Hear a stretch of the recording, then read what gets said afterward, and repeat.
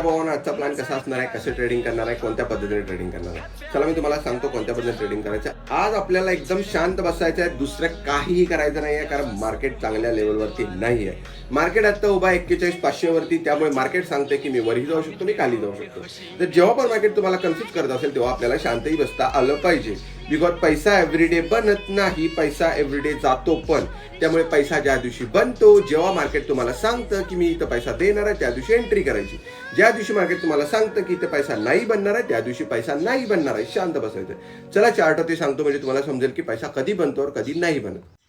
काल मी ज्या पद्धतीने तुम्हाला सांगितलं होतं की मार्केट इथं होल्ड करून गेल्यानंतर वरती मोमेंटम करेल, मार्केटने वरती मोमेंटम केली, आता मार्केट खाली आलं आणि परत इथूनच याच ठिकाणी फिरायचा मार्केट प्रयत्न करणार आहे. का मार्केट असा प्रयत्न करणार आहे? कारण मार्केटलाच माहिती नाही आहे मला आता जायचं आहे कुठे, मार्केटला स्वतःला कन्फ्युजन आहे. तर त्याच्या कन्फ्युजनमध्ये तुम्ही घुसून त्याचा स्वतःचं नुकसान करू नका. बिकॉज हे मार्केट आहे, मार्केट दोन्ही साईडनी चालणार आहे. आता मार्केटचा क्लिअर करायचं, मार्केटला इथून किंवा या ठिकाणी मार्केट कुठे जायचं त्याला समजत नाही आहे.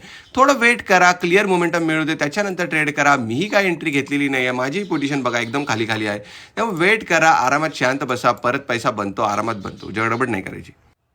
पैसा बनवण्यासाठी बिलकुल पण गडबड नाही करायची, कारण पैसा जेव्हा बनायचा असतो ना तेव्हा मार्केट स्वतःहून येतं, भाई मला कर, एंट्री कर आणि पैसा कमवून घेऊन जा.